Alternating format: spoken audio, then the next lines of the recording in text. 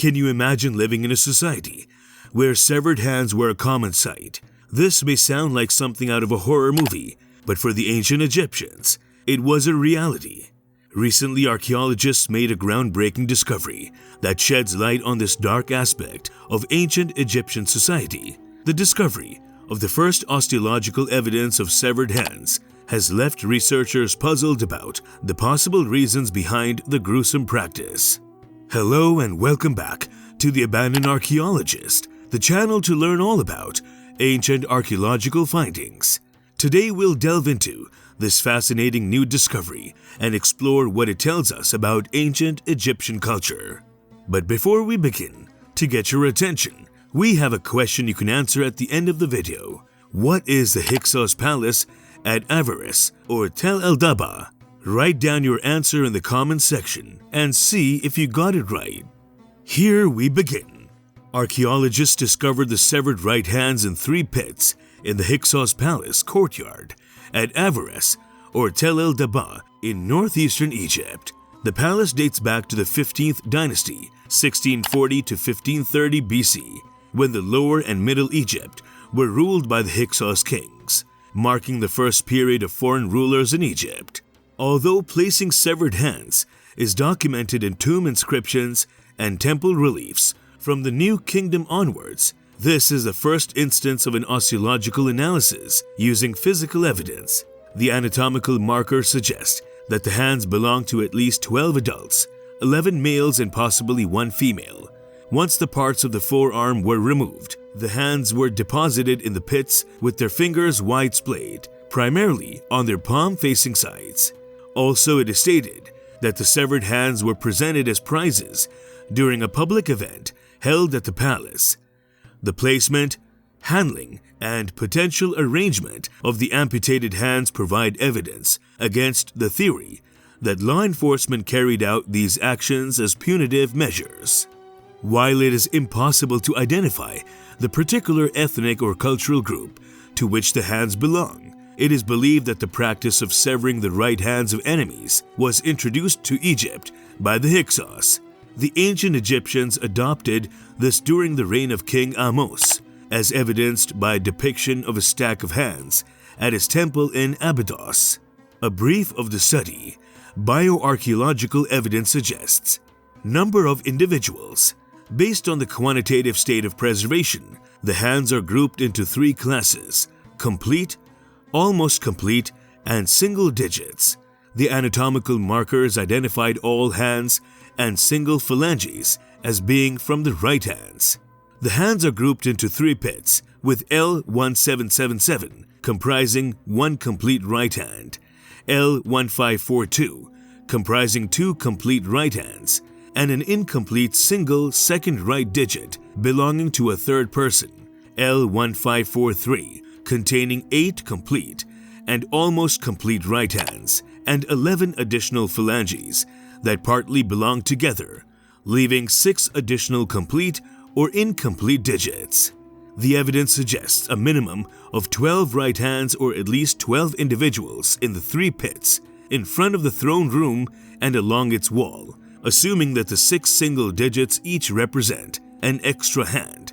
The total number of right hands in the 3 pits can be a maximum of 18. Deposition. Of the 11 complete right hands found, 8 were placed on the palmar surface and 3 on their dorsal surface. The position of the fingers did not correlate with the placement on the dorsal or palmar side, and the informative value of their position was low. Post-mortem displacements might have occurred, and the first digit of 1 complete hand was either disarticulated before or after the hand was placed in the ground. 6 single fingers, or phalanges, were scattered between the other hands. Their position suggests either they were moved from the intact hands or represent the remnants of additional hands that were displaced by rodent activity or originated from other such pits disturbed by the later interments of hands. Either way, the hands were not left open for an extended period. Severing and preparation. The hands were precisely severed from the lower arm, as no fragments of lower arm bones were attached or found in the pit. Furthermore, There were no cut marks or evidence of soft tissue removal on any hands. Therefore, two main distinctions can be made regarding hand detachment: collecting them from the recently deceased or mutilating living people. In both cases, the hands must have been soft and flexible when placed into the pit. The hands were buried while collected and kept for some time before being placed in the pit. The people offering them, or those in charge of the ceremony, cared enough about their proper presentation to detach parts of the lower arm. Biological profile of the hands. Specimen age determination. The closed epiphyseal lines suggest that all the specimens were from adults older than 14 to 21 years.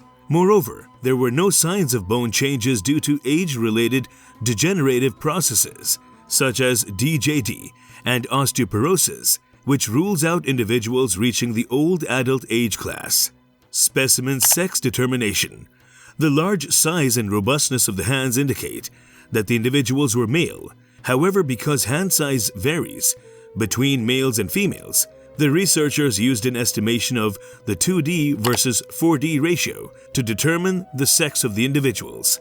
The fourth digit is typically longer than the second in males, indicating male sex. All the hands showed the characteristic except for L1543-2, which appeared smaller than the others, and its 2D to 4D ratio suggests a female. However, the measurements of the phalanges of the second and fourth fingers were only partially complete, making it difficult to estimate its sex. Contextualization of the evidence from Tel el-Dabaa.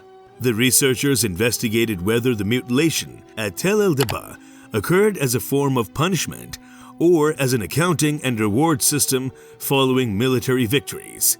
The absence of evidence of the severing of hands as a punishment in Egyptian texts suggests the removal of hands was likely a result of military victories. The pits containing the hands were located in the palace's forecourt in front of the throne room, which suggests that the practice that generated the deposits was part of a public ceremony. The hands underwent a careful pre-depositional preparation phase to remove all elements unrelated to the hand's anatomy.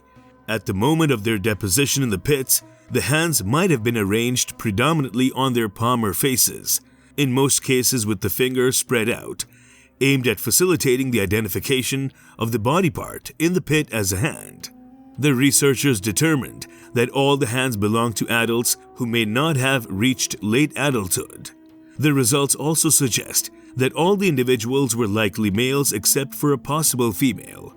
The custom of severing the right hands of foes appears to have been introduced to Egypt by the Hyksos approximately 50 to 80 years earlier than the inscriptional and pictorial evidence.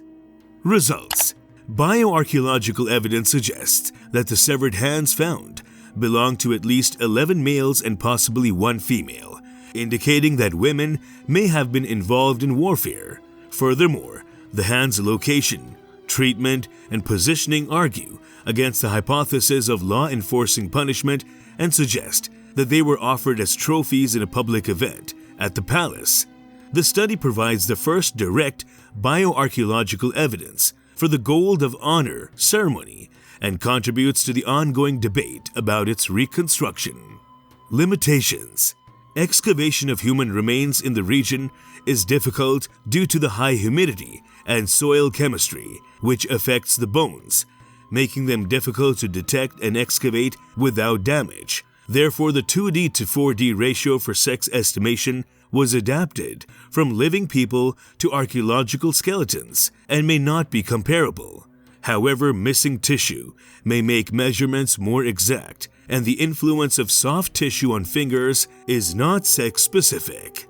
So this is it. The answer to our question is, the Hyksos Palace is an archaeological site in northeastern Egypt in Avaris, also known as Tel el-Dabaa. It was the capital of the Hyksos, a group of foreign rulers who controlled Egypt during the Second Intermediate Period. Subscribe for more such discoveries.